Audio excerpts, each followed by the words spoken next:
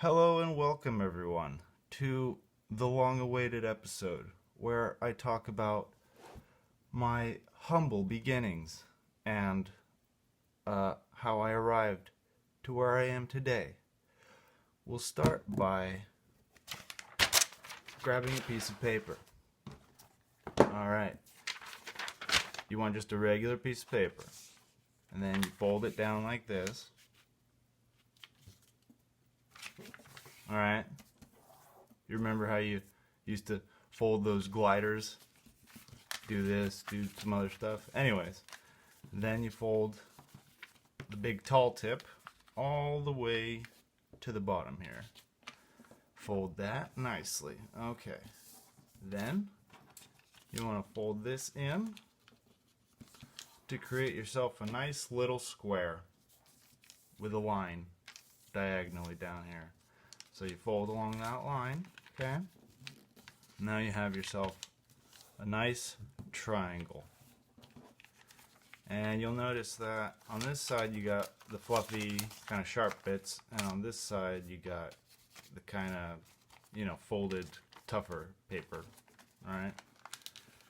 So, taking this tougher paper side, you want to fold right there, creating a line down the middle. So the fold is actually right over here.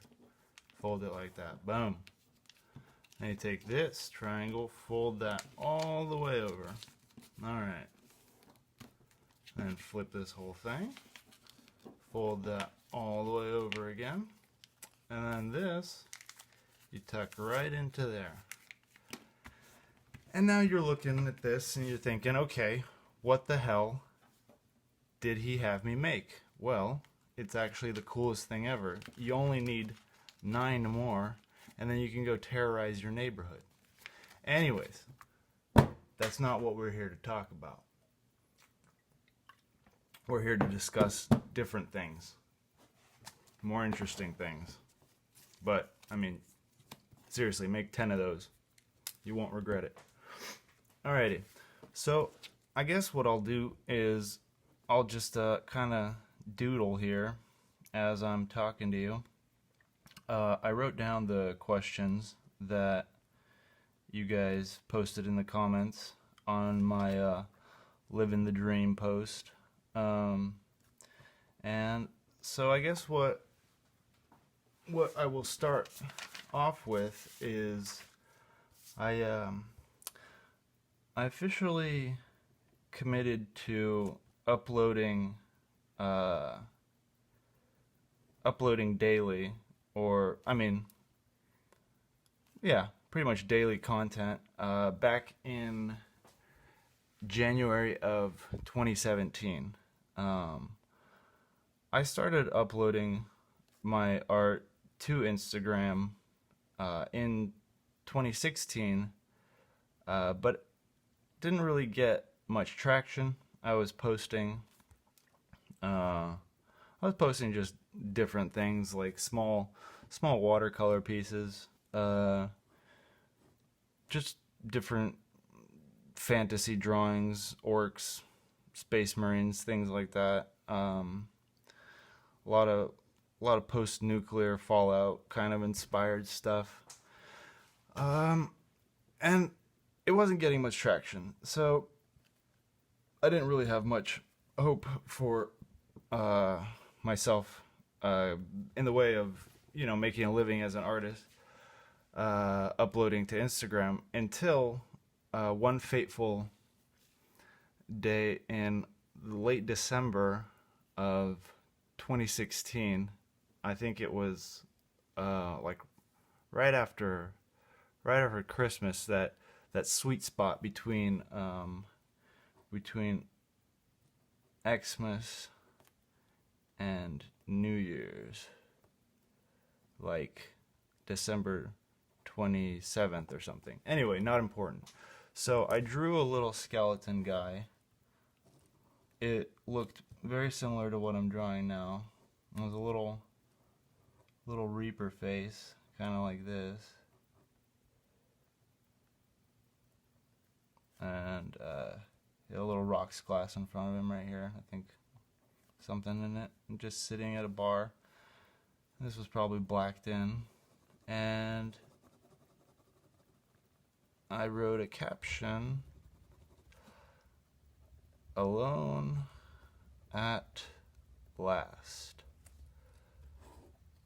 And so I posted that. And the next day, I looked at it and I had something like double or triple the amount of likes that I was usually getting. At the time, I considered 60 likes as something really good. And I woke up to not 60, I woke up to like 140 or something. So I knew right away I was onto something.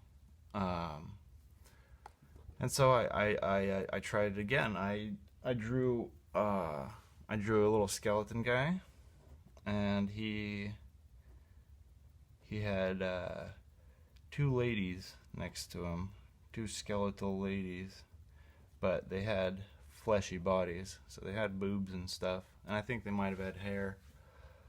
I don't remember the caption at the moment, but the main fact was that it was skeletons again. And again, I noticed that I got a significant increase in likes, and my follower count had actually gone up by a couple, so I was pretty excited, as you can imagine. So I did an experiment, and I just drew skeletons for a week, and it turned out to be a really great experiment because it showed me that if you bring something to Instagram that is within a theme and that also kind of not, I don't want to say makes you think a little, but just makes you stop and read what's written, you get better engagement. So what I'm trying to say is that I discovered that people like to see skeletons because people can relate to them. And I thought to myself, hey, that's great. Skeletons are just like people, and you can draw people doing anything. So that's great. So basically this overall theme can never really get old. I mean, as long as people don't get old. I don't know what I'm trying to say with that. Anyways, basically what I'm saying is that with a theme like skeletons and humanity, you can always come up with interesting things to draw. So I officially committed to uploading regular content January of 2017. I knew what I wanted to do, and what I wanted to do was enter the world of art using bones. So what I didn't know much about Instagram or how it worked at the time. So I started just doing a little bit of research. Started going online and tapping away on that keyboard, searching, how to raise engagement, how to get likes, and how to get followers. And at the time, a very viable option to get followers was by going onto other artists who drew similar things, going into their followers and just spam adding a bunch of people. Just add.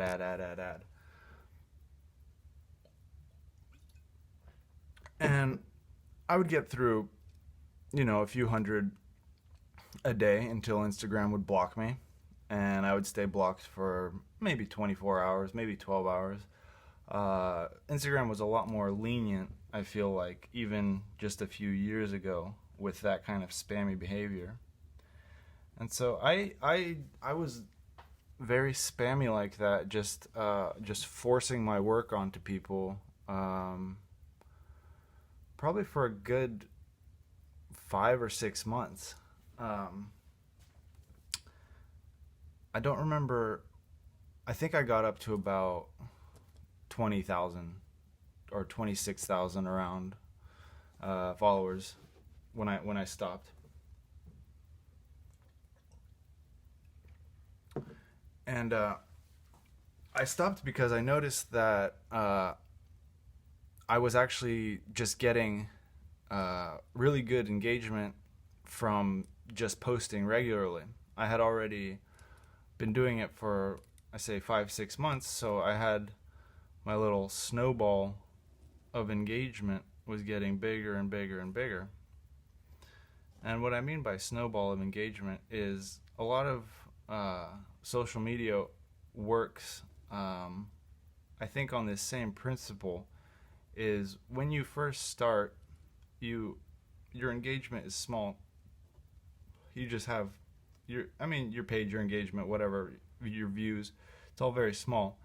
But when you post consistently and you get your followers and viewers to see that you're doing it consistently to where they expect something from you, you get this kind of snowball effect of engagement, because the people who are watching you, they like what you do, so they end up reposting your work and hopefully tagging you, and your work ends up being shared more across the internet or just across the platform. And with your regular posting and other people's regular viewership, you end up getting this snowball effect of engagement. And by summer of 2017, I was already down the slope. I was getting some pretty good engagement. I guess now I'm going to talk about. Let's just dive right into the questions, shall we? So these I copied almost word for word from the post, and they're in no particular order. I'm just gonna go for it.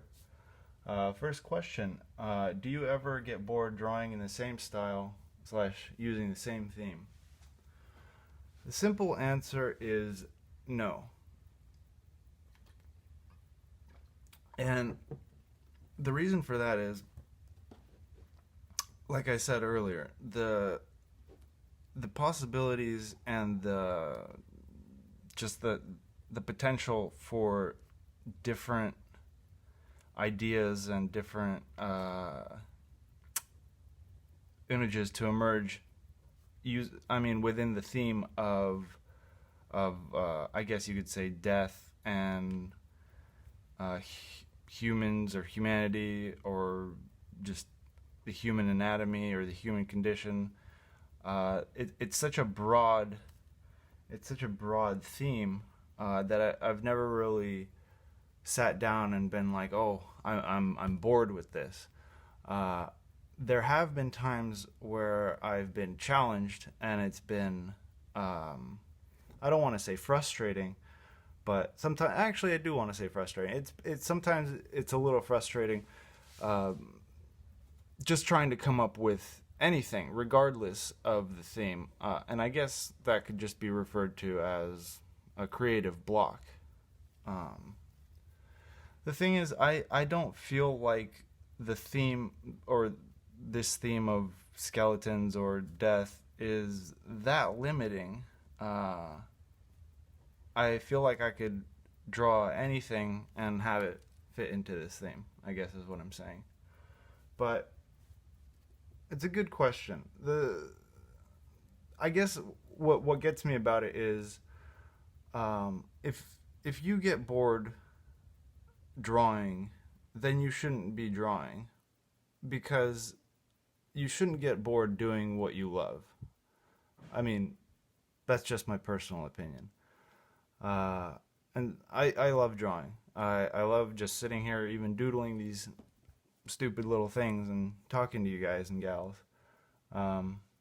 So yeah, if you get bored drawing, then maybe drawing's not your thing, or maybe you're drawing, I don't know, maybe you just haven't hit your stride, or haven't, you know, found what themes or ideas you want to explore within your work yet. Alrighty. So next question. Is consistency the key to Instagram growth? Simple answer is yes. Um, the the thing that I've noticed the most about developing and developing an art page and kind of maintaining it, fostering the growth, the one of the, if not the most important thing, is consistency. Um, Consistency in the sense of posting regularly. You know, getting people to expect something from you every day, or every other day, or whenever you post. And also consistency within your work. It's all well and good to be a jack of all trades and to be able to draw any number of things in any number of styles. Consistency in theme, in the tone of your work, will help you with gaining followers, because it kind of it'll unify the look of your page, first of all, which is nice. When you look at your Instagram page as a whole, it'll be congruent. It'll look nice together. It won't be just all over the place like a random gallery or something. And also, if you maintain a certain style, then you'll see yourself improve in that style. If you keep changing your direction and keep trying new things, which is great, you may be spreading yourself too thin. You maybe just focus on one thing at a time, do it well, and see where that takes you. All right, next question. Were there moments where it felt like it wasn't going to be enough? In parentheses, living wages, and damn near ended. Okay, well, yeah, there were definitely moments where it felt like it wasn't going to be enough in terms of money. The way that I was able to actually focus on my art career and not have a regular 9 to 5 at the same time was really just it. I mean, everybody's situation is different. I knew that if I was gonna focus on my art career and really get it off the ground, then I couldn't be, going to work at a regular job, coming home, and then trying to make it happen. I knew that I had to throw myself at it full force. And to do that, I realized that I needed a roof over my head where I wasn't paying rent. What I mean by this is everybody needs a place to live. You need a place to stay, but you need money to survive, and you need money for food, things like that. So I thought, all right, I'm going to ask my parents if I can move back in and, get this thing off the ground. And I talked to my folks back in late 2016, and they agreed. They said that if I could live with them rent free. I could do my art thing, and they said if I didn't start making money within 5-6 months, then I had to go get a real job. And that was perfect. I thought, okay, I got some time. I'm gonna make this happen. Right off the bat, I had only $106 in my bank account, and I had to find a way to monetize this. And so right in the very beginning, the way that I was trying to monetize my work was uh, selling my originals to to interested people through Instagram. And I was making a few dollars here and there, and then I started taking commissions, and that helped me out a lot. But the thing that helped me out the most to really get me some cash was I opened an artist shop on Threadless, and it's free to anyone who wants to do it. Um, it's basically just a print-on-demand company. It's like there's a lot of services out there. I think Redbubble is another one. But yeah, there's a few different services that offer print-on-demand for all sorts of things. And so I started a Threadless artist shop on May 5th, and within the first month, I think I made about 650 in my first month off of Threadless, which might not sound like very much, but to me it was huge. It was money that, for the first time in my life, that I had made entirely off of my craft alone, and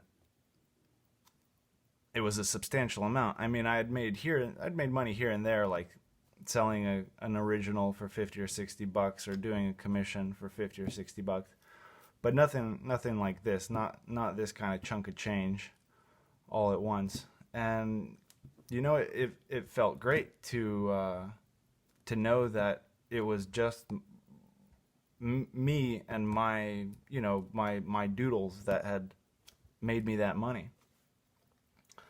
So I definitely recommend Threadless for any of you artists out there who who can't right now at the moment put together the funds to get real screen printed tees, or just embroidered patches right off the bat, or pins or stickers. Threadless artist shops has all of that and so much more. Threadless really helped me out in a tough time, and without Threadless, this journey would not have been as it would have been a lot harder, is what I'm trying to say. All right, so next question is a kind of a follow-up to that. What helped defeat the negative and keep going at it? So what really keeps me going is putting my work out into the world for everyone to see, and getting that feedback from you guys and gals, and just seeing how my work really affects people, and just seeing how people say some of the nicest things. People have told me that they find my work inspirational. I've heard people say that they look forward to seeing my work, every day. It helps them get through the day, and things like that really, really make it all worth it. It's incredible the energy that you get from somebody's kind words and appreciation for your work. Never underestimate the power of a kind word. Seriously. So basically, yeah, the thing that keeps me motivated is you guys and my closest friends and family. Yeah. All right, next question. What do I do when I feel down in the dumps?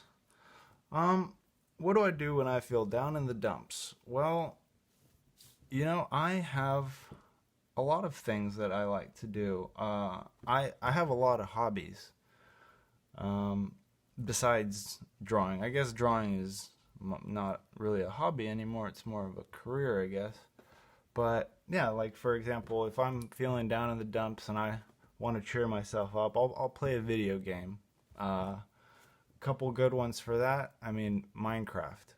I know I joke around a lot about Minecraft, but for a kid who grew up playing with Legos, and for just someone who appreciates, creativity and video games, Minecraft has it all. It's really, it's really one of the most amazing games I've ever come across. Um, Also, I like models. I like to put together Gundam model kits. I really like the Zaku's. I think they're really cool looking. Um, Also, I'm a big fan of Dungeons and Dragons.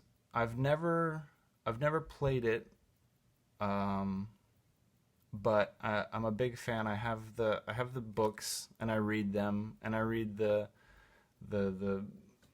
what are they called, the monster manuals, and I like everything about it. I also like miniature painting, and just miniatures like Warhammer 40K or just regular Warhammer. So if I'm feeling down in the dumps and there's no one around but me, then it's gonna be hobbies. Otherwise, if I'm feeling really down, then friends and family always got my back. But hobbies are where it's at. Um, Next question: How how do you build a solid online following? Uh, the the easiest way to explain that is, well, it's just hard work. It's putting in the time, uh, every day, and it's like any other job. You have to put in the time, you have to put in the effort, uh, and it doesn't just happen overnight. Building a following takes time. It takes consistency, like we said earlier, and you have to be making something. At the end of the day, you have to be making something that is aesthetically pleasing, at least. You have to be making something that people enjoy, making good content, whatever that may be, but it's got to be enjoyable. I I've seen a few creators out there who, uh, I guess, you know hashtag dark artist, who draw, um, somewhat violent or somewhat politically charged, things, and I find that those kind of themes can be, so polarizing that it can do more harm than good. Posting that kind of stuff. Cause I mean, I used to draw nude women to accompany, my skeletons, and some people thought it was great. Some people found it offensive. Um, and I thought, all right, well, I'm just gonna leave it out. It's easier just to avoid that conflict. Um, so yeah, how do you build a solid following? Create quality content, create it on a regular basis, listen to your followers, listen to your supporters, take their criticism. Hopefully it's constructive. And engage with, your followers, engage with your audience. There's a lot of artists out there who are great artists, but they don't engage with their followers, and I always find that to be very strange, because they are where they are because of the people who are, who are liking and commenting their work. So I mean, the least they could do is, take a minute to respond every now and again. I don't know, maybe some people are just too busy. Maybe one day I'll be too busy, who knows. Yeah, so how do you build a solid online following? Hard work, daily grind. And all right, so next question. How did you start? I think I already kind of went over this, but I'll just briefly go over it again. I've been drawing pretty much since I could hold a pen or a pencil. As a tiny little bebe, I would draw on the walls, and when I grew up a little bit more and realized that wall drawing wasn't appropriate, I started drawing in a sketchbook, which I would carry everywhere. I was inseparable from my sketchbook for years. I would go through a couple every year. I still have a fat stack of them. I think I've shown you some pictures from old ones before. And then, yeah, so been drawing whole life. Started posting art to Instagram in 2016, and then switched to skeletons and Bebo Sloth in early 2017, and have been doing that since. All right. So next question. How did you find your style? Did you always work in black and white? And okay, so yeah, how did I find my style? I found my style by always carrying around a sketchbook. I recommend that to anyone. I still do. I have a nice little moleskin that I carry around. There it is. Nice little sketchbook. It's got all my little ideas and whatever stuff in it. So yeah, get a sketchbook, carry it everywhere. And did I always work in black and white? Pretty much yes. In my sketchbooks, in high school I fell in love with ballpoint pens. Just your regular Bic ballpoint pen.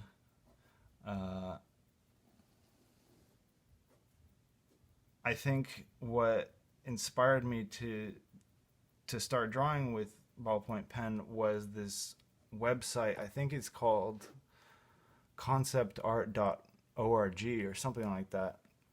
And there was a few artists on there who just drew with ballpoint pen, but they were incredible, and I liked how that looked so much that I wanted to emulate that. So I started drawing with ballpoint pen. In college, I kind of moved over to liners, and I started drawing with microns, and doing much more kind of precise line drawings, as opposed to using the pen to shade. It was much more what you see me doing today, the just bold lines, bold blocks of shadow, things like that. So yeah, I guess I pretty much always worked in black and white, except for if I paint. I like watercolor, and sometimes I use acrylics, and when I do that, I will use color. Admittedly, I'm not that great with color, but I love it. So yeah, that's definitely somewhere that I have room to improve. Let's see. Next question. What took me in that direction? Oh, so I guess that's pertaining to the last question. Did I always black and white? Did I always work in black and white? What took me in that direction? What took me in that direction was the materials that I had available to me, which was a sketchbook and pens, and no special, no special materials, just what I had, and I just liked the look of Mobius. That's another artist that I really look up to, and just that stuff, the different artists I saw on that concept art website.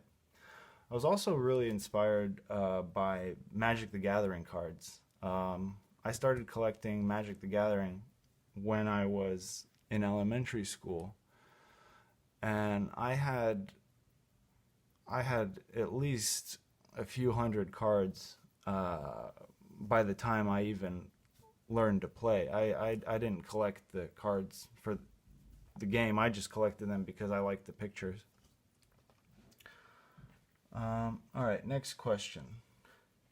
What is my process slash daily grind? My process I actually detail on, there's a highlight on my Instagram page of the process of how I do my work. Okay, so what is my daily grind? My daily grind looks somewhat like this. Let's see. I wake up in the morning. I get some breakfast in me. Lately, I've been doing eggs, an egg, a fried egg or two on top of some rice. And then I go straight to my workstation. This is around, I like to be out of bed by at least 8 or 9 and get into the studio slash office by at least 9:30 at the latest, 10 at the latest, because I like to get my post out at 11. That's the ideal time for me. So get my breakfast and get down into the office, and I take anywhere from 1 to 4 hours doing my daily posts. So sometimes it comes out at 11, sometimes it comes out earlier. A lot of the time it comes out later than 11. After that, let's see. After that, I look at emails and DMs. I need to go through my DMs a lot more often. It's actually pretty overwhelming how many DMs I get. I really appreciate all the support. It's just sometimes it's overwhelming getting through all of them. After that, I will pack packages. And then if it's not too late, I'll go to the post office. And after that, I do digital design work for prints that I'm putting together, or a new sticker set, or a new collection. Right now I'm working on the fall winter collection. After that, I'll have dinner, and then sometimes after dinner I will continue drawing, but most of the time after dinner I just like to relax and unwind with some video games. All right, let's see. Next question. How did you have savings before you became a full-time artist? How much do you need to start arting full-time for a buffer? Okay, this is a good question. Like I said before, I did not have savings when I started. My savings consisted of $106. I remember that because I was very sad to only have $106. So, yes, I didn't have any money. And to answer the question of how much should you have as a buffer before going full time, well, that's a question that I can't answer because there's too many factors that go into whether or not you will be successful at monetizing your work. I think what you should focus on more is finding a way to finding somewhere you can live either rent-free with your parents or with a friend, or somewhere where you can live maybe not paying money but paying with physical help. What you should really focus on is not saving up a pile of money before going into your art career, but just focusing on where can I live, or where can I where can I live and pay little or no money to live there. I'm very fortunate to have a good relationship with my parents. They're the nicest people, and without them, I would probably still be jumping from service job to service industry job, waiting tables or making coffee. Okay, next question. This looks kind of okay. So this is the question. I'm 21, no money for college. I have my entire day to myself every day. How much time should I spend drawing? Well, whoever wrote this, you have an ideal situation. If you are, first of all, you're 21. 21 is a wonderful age. The world is your oyster, especially if you have all day to yourself, free. It's good that you don't have money for college. Well, okay, it's not good that you don't have money for college, but what I want to say is that I'm glad that you're not going to college, because it's a waste of money. That money that if you did have money to go to college, I would say put that money away, put it into savings, and then just focus on honing your craft. But if you have all day and you want to know how much time you should spend drawing, well, if you're trying to make a career out of art or drawing or graphic design or something like that, you should spend at least a couple hours a day. It's not important that you spend all day drawing. What's more important is that you draw every day, regardless for how long. If you draw every day, you are bound to improve. By the laws of art stuff, you will improve if you draw every day.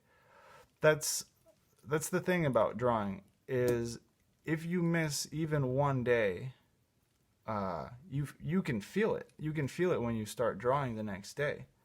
But if you draw every day, you can also feel it. Your hand just knows what it's doing. It knows familiar shapes. It knows how to.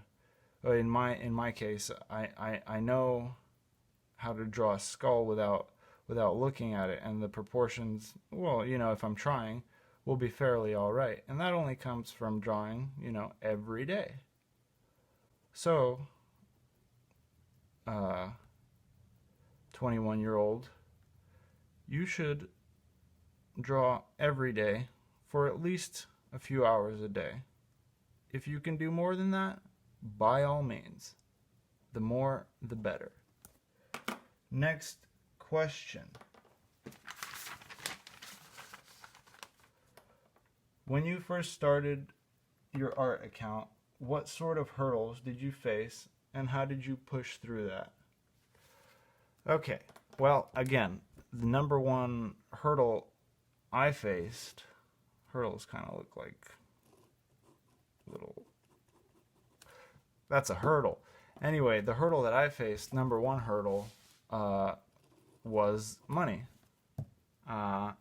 It was something I needed and that I did not have. And like I said earlier, the way that I hurdled that hurdle was by starting an artist shop on Threadless, which in the early days of Bebo Sloth really helped me get everything off the ground, because with the money that I made from Threadless, I was able to then buy stickers, order patches, pins, start thinking about other stuff that I couldn't really even think about before because I didn't have money to be able to do the different things. And also I spent that money on hobby stuff. The second hurdle was allocating time for what I had to do. Because when I first started, the only thing that I was doing, I was just drawing. I was just drawing skeletons and coming up with new skeletons to draw, and then just drawing them. There was no merchandising. There was no there was no storefront. There was no shipping. There was nothing I had to worry about except for drawing the little bones. Basically, what I'm trying to say is that when you first start your art career, your box of time, or your, let's say, your circle of time will be mostly filled with just drawing. And as time goes on, your time for drawing becomes smaller. And then you have your shipping, your emails, your planning, this. So yeah, number one hurdle, the money. Number two hurdle, sorting out time and how I'm going to fit in all the stuff that I need to do into one day. It's a skill in itself to be able to manage yourself. Next question. How do you break away from the 9-to-5 schedule and devote time to your passion? I'm really trying to give time to art, but after every workday, I'm always so drained and I have errands and chores to do when I get home. When you have a steady 9-to-5 that's paying your bills and keeping a roof over your head and keeping food in your mouth,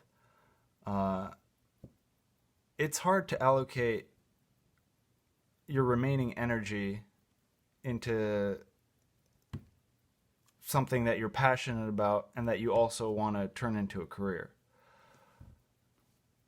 When you're going to work 40 hours a week and then coming home, you're tired, you're not motivated to draw, it's extremely difficult, and it takes an incredible amount of discipline to be able to do that, to come home after work and say, okay, now I'm going to put work into getting my art career off the ground, because it's also work. You got to put in the hours. And for those people who are not as lucky as me, who can't just move back in with their parents and not have a real job, like that, my situation is ideal, and I know that many people's situations are far from ideal. So if you can't do what I did, if you need to have that 9-to-5 full-time job, but you still are very passionate about being creative and you want nothing more than to just, make a living off of what comes out of your brain and your hands, then I think the best way that you can motivate yourself is by putting your work online, out into the world. As soon as I started getting the feedback that I did after this initial Alone at Last Skeleton Reaper drawing, as soon as I started getting the feedback from people and I started seeing a community kind of rise up around my work, that's what really made it all worth it.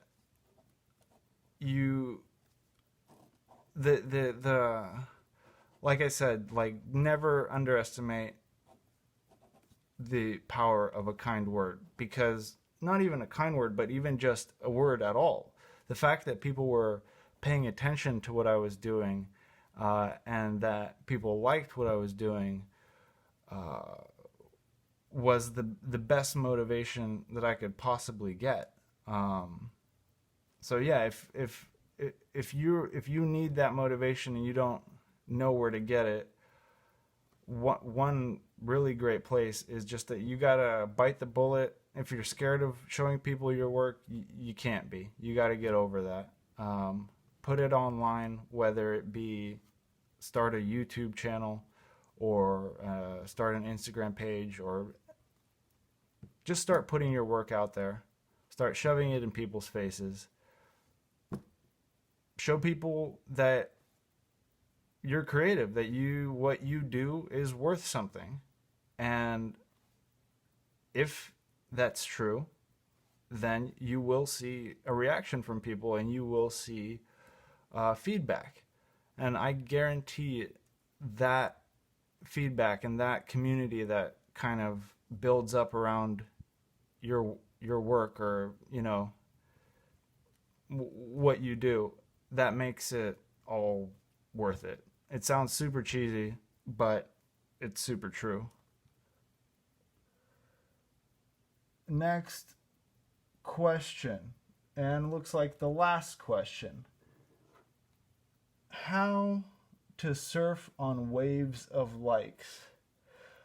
Well, if you want to surf on waves of likes, you have to hit that sweet spot of engagement. And what I mean by that is a couple things. I will do my best to explain. So, what I've discovered in my 2.5 years of being on the platform is that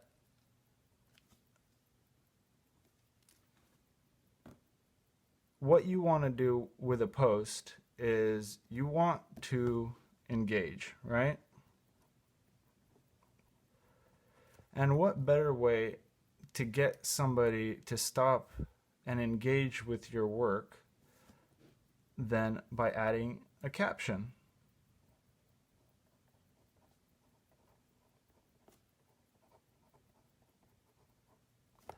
Never underestimate the power of adding text to your art or to your posts. Nowadays, people have very short attention spans, and to get somebody's attention, or to get somebody's like, or to get somebody's comment or engagement, you need to have them stop on your post for at least a couple seconds. And what better way to do that than to put some text, because that forces the viewer to stop, read it at least once, maybe twice if it's something eloquent or something beautiful like "Get Lost, Loser." Boom, you've already won half the battle. Now, if you can also add an engaging piece of art to go with the text that you have created, like this beautiful bird of paradise here. If you can then create a nice engaging piece of art to go with the text, you've basically forced your viewer to spend another couple seconds looking at your post.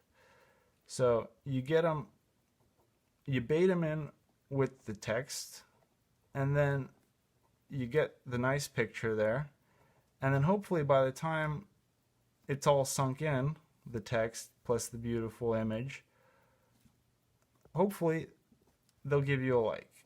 They'll double tap you and send you on your way. That's basically my secret to success. And that's why you see so many posts with the same format, the text and image. It's because this format works. That's as simple as it is. You want to engage people.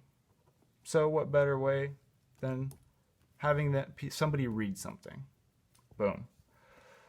All right. That's about it. That's about all the information I have on this topic.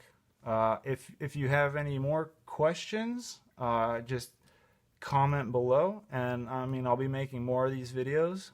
I know you guys enjoy these videos where I talk to you and give you some advice, you know, tell you how to, you know, do certain things, you know. Also, don't forget to sign your work. Add a watermark or a something. Just add your signature somewhere, because it's your work. You want to be proud of it, and if anybody reposts it without tagging you, at least your signature is there to inform people who made the original piece of art. Currently, I finally got that Skull Phrases account reported, and it's been 5 days, and I've been stuck at, I think I've been stuck at 263,800 followers. I think it started at